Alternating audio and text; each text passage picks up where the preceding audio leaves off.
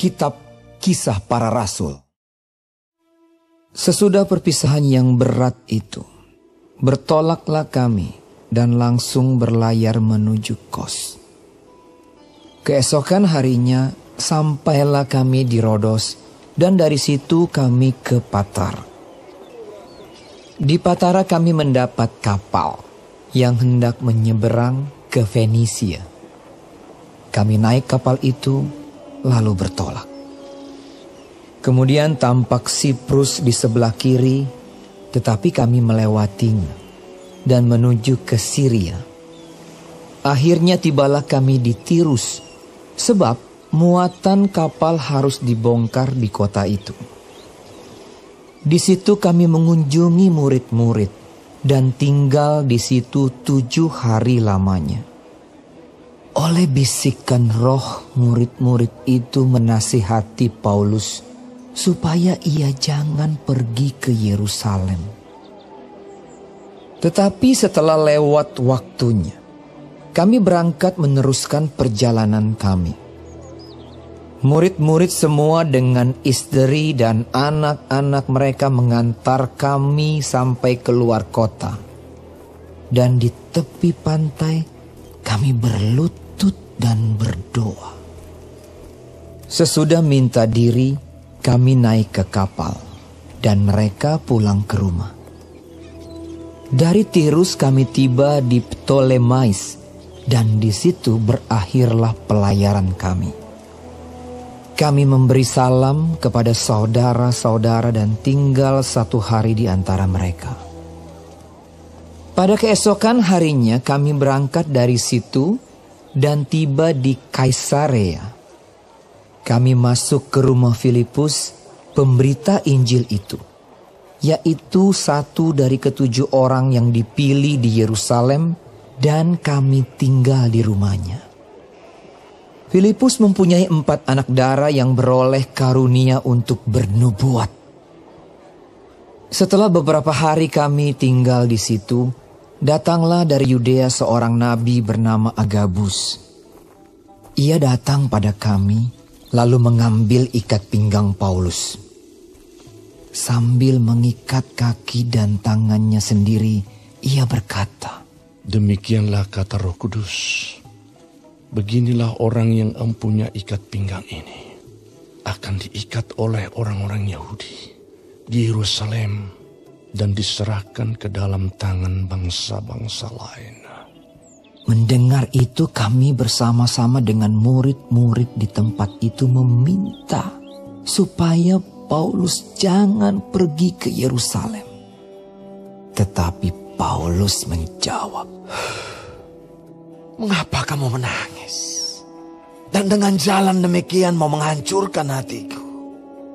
Sebab aku ini rela bukan saja untuk diikat, tetapi juga untuk mati di Yerusalem oleh karena nama Tuhan Yesus."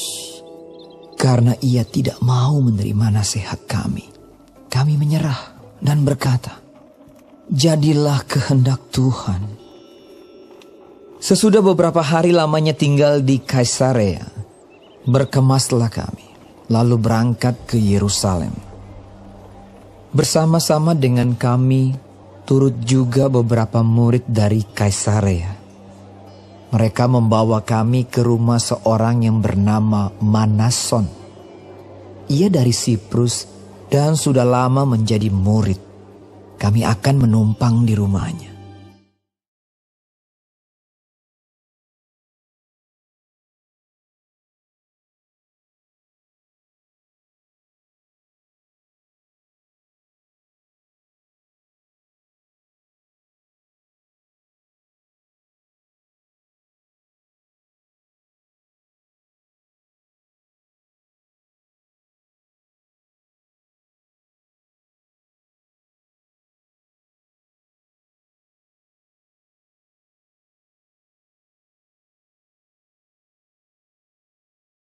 Ketika kami tiba di Yerusalem, semua saudara menyambut kami dengan suka hati. Pada keesokan harinya, pergilah Paulus bersama-sama dengan kami mengunjungi Yakobus. Semua penatua telah hadir di situ. Paulus memberi salam kepada mereka, lalu menceritakan dengan terperinci apa yang dilakukan Allah di antara bangsa-bangsa lain oleh pelayanannya. Mendengar itu mereka memuliakan Allah. Lalu mereka berkata kepada Paulus, "Saudara, lihatlah, beribu-ribu orang Yahudi telah menjadi percaya, dan mereka semua rajin memelihara hukum Taurat. Tetapi mereka mendengar tentang engkau, bahwa engkau mengajar semua orang Yahudi yang tinggal di antara bangsa-bangsa lain untuk melepaskan hukum Musa. Sebab engkau mengatakan supaya mereka jangan menyunatkan anak-anaknya dan jangan hidup menurut adat istiadat kita. Jadi bagaimana sekarang? Tentu mereka akan mendengar bahwa engkau telah datang kemari. Sebab itu, lakukanlah apa yang kami katakan ini. Di antara kami ada 4 orang yang bernazar. Bawalah mereka bersama-sama dengan engkau. Lakukanlah pentahiran dirimu bersama-sama dengan mereka, dan tanggunglah biaya mereka sehingga mereka dapat mencukurkan rambutnya. Maka semua orang akan tahu bahwa segala kabar yang mereka dengar tentang engkau sama sekali tidak benar, melainkan bahwa engkau tetap memelihara hukum Taurat. Tetapi mengenai bangsa-bangsa lain yang telah menjadi percaya, sudah kami tuliskan keputusan-keputusan kami, yaitu bahwa mereka harus menjauhkan diri dari makanan yang dipersembahkan kepada berhala, dari darah, dari daging binatang yang mati dicekik, dan dari percabulan." Pada hari berikutnya, Paulus membawa orang-orang itu serta dengan dia, dan ia mentahirkan diri bersama-sama dengan mereka, lalu masuk ke bait Allah untuk memberitahukan bila mana pentahiran akan selesai dan persembahan akan dipersembahkan untuk mereka masing-masing. Ketika masa 7 hari itu sudah hampir berakhir, orang-orang Yahudi yang datang dari Asia melihat Paulus di dalam bait Allah, lalu mereka menghasut rakyat dan menangkap dia sambil berteriak, "Hai orang-orang Israel, tolong! Inilah orang yang di mana-mana mengajar semua orang untuk menentang bangsa kita dan menentang hukum Taurat dan tempat ini. Dan sekarang ia membawa orang-orang Yunani pula ke dalam bait Allah dan menajiskan tempat suci ini." Sebab mereka telah melihat Trofimus dari Efesus sebelumnya bersama-sama dengan Paulus di kota, dan mereka menyangka bahwa Paulus telah membawa dia ke dalam bait Allah. Maka gemparlah seluruh kota, dan rakyat datang berkerumun, lalu menangkap Paulus dan menyeretnya keluar dari bait Allah, dan seketika itu juga semua pintu gerbang bait Allah itu ditutup.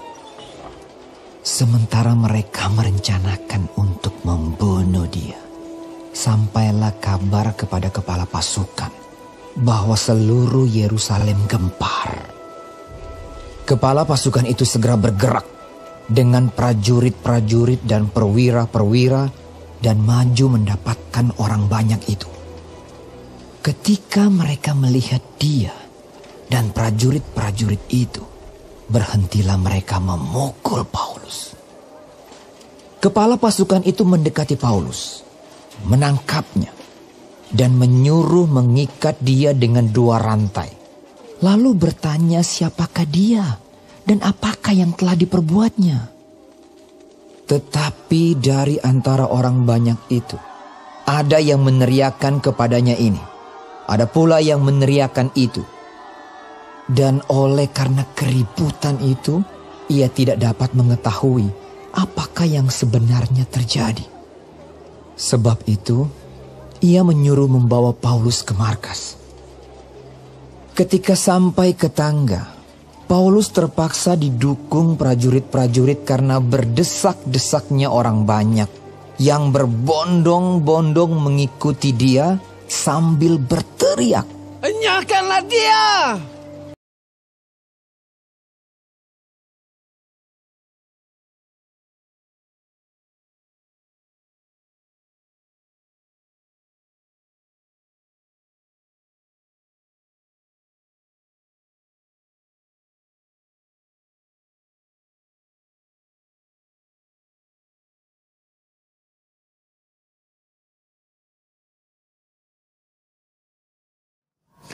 Mungkin saudara tahu, ya ada satu jalan di Singapura di mana banyak PSK dari Indonesia ada. Tapi di Indonesia pun booming. Sex trafficking menghasilkan 3,3 billion US dollars setiap tahun. Mulai bersaing dengan Thailand. Dan satu tempat booming, Papua. Di mana ekonomi booming, sex trafficking booming. Dan 15 menit dari rumah kami ada kota pelacuran.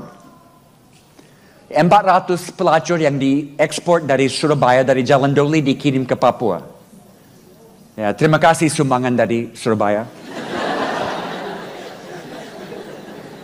Dan semua pub, semua disco untuk mensupport, mendukung itu. Beberapa tahun lalu, gereja-gereja kumpul dan palang jalan masuk ke tempat ini. Saya lewat hari itu, saya menangis. Karena saya tahu kalau ini ditutup, wanita-wanita ini akan ke tempat lain dan meneruskan satu-satunya profesi yang mereka tahu. Mana ada gereja yang mau terima mereka ke dalam gereja? Jadi istri saya dan beberapa ibu mulai masuk kamar ke kamar. Bawa sedikit makanan, sedikit obat. Tapi apa keperluan wanita pelacur? Harga diri. Semua harga diri dirampas dari dia. Karena dia hanya barang kenikmatan untuk orang lain. Jadi istri saya pakai pelayanan mendengar. Tidak harus bicara banyak, hanya mendengar.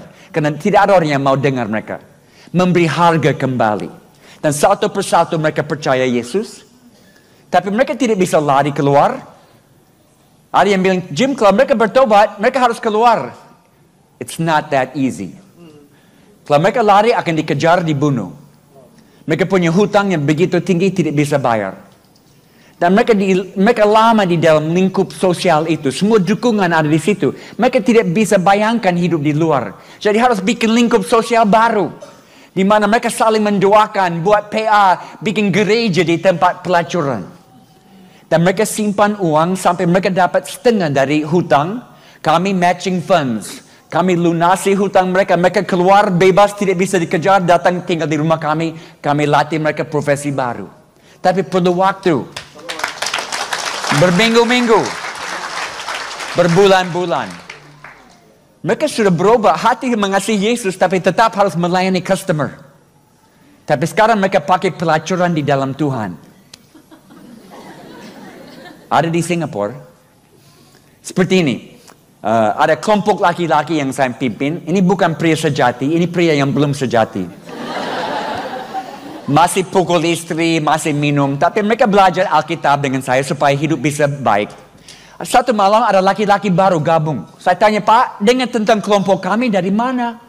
Dia sedikit malu. Ya, saya dengar dari pelacur. Terus saya mau dengar ini. Ya, minggu lalu saya masuk tempat pelacuran, saya masuk ke kamar dengan wanita ini dan dia mulai cerita-cerita dengan saya. Dia tanya, Bapak tidak punya istri? Saya jawab, ya, saya punya istri.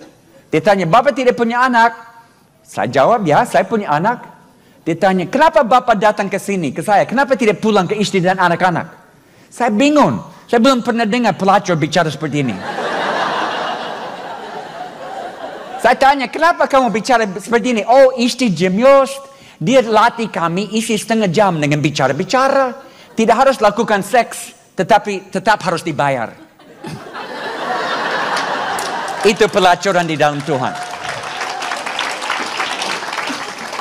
Dan malam itu Bapak itu terima Yesus. Pelacur yang bawa dia. Gereja tanpa tembok. Gereja yang terang di tengah-tengah kegelapan di mana-mana. Dan ayat 4 Yesus bilang, masuk ke rumah, masuk ke tengah-tengah mereka dan jangan bawa dompet, jangan bawa semua asetnya. Bawa hati. Semua pelayanan mulai dari hati, bukan dari uang. Ada satu pemimpin komsel saya, Yanis. Dia punya beban untuk anak-anak di jalan yang parkir mobil, dapat beberapa koin dan malam mereka tidur di situ. Setiap malam dia datang dengan beberapa pisang goreng, duduk dengan mereka cerita-cerita. Sesudah 1 minggu, 10 terima Yesus. Sesudah 1 bulan, 30. Dia punya gereja di pinggir jalan. Dia tidak punya uang banyak, dia punya hati. Semua pelayanan mulai dari hati. Ada satu bapa di Chiang Mai, Thailand, buat rehab untuk anak-anak yang ketagihan opium, heroin yang keras. Dia tidak punya fasilitas dengan dokter-dokter dan psikolog-psikolog. Dia hanya apartemen, dia bawa orang-orang yang ketagihan narkoba tinggal dengan dia. Dia kasih teh herbal, teh bunga. Dan dia mendoakan mereka. Dan mereka semua lepas. Mulai dari hati. Semua pelayanan mulai dari hati. Dan Yesus di ayat 4 akhir, dan jangan salaman dengan orang di jalan. Yesus, kami orang Indonesia. Kami lihat teman, hey, how you doing? Apa kabar? Jangan salaman dengan dia. Ya, Yesus bukan orang Indonesia mungkin.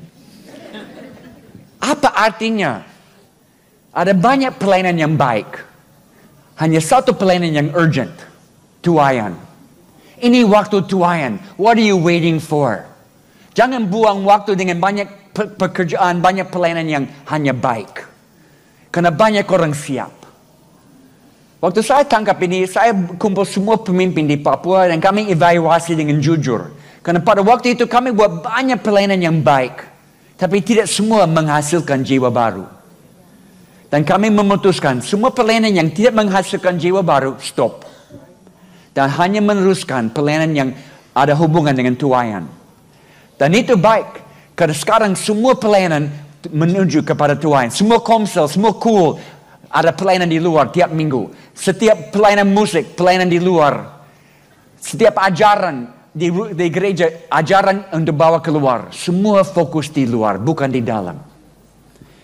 Dan Yesus, ayat berikut, dia bilang, cari orang yang damai. Orang yang buka rumah dan bilang, ayo masuk ke dalam. Orang yang punya persiapan super alami. Seperti Cornelius di dalam Kisah Para Rasul 10. Dia bukan Kristen, bukan Yahudi.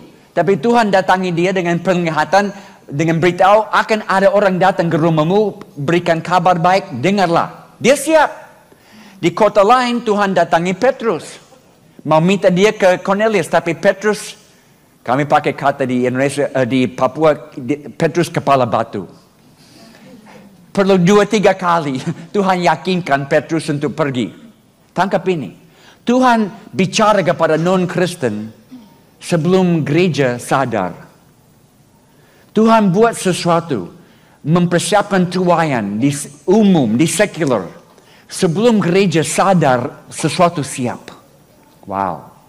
Akhirnya Petrus pergi.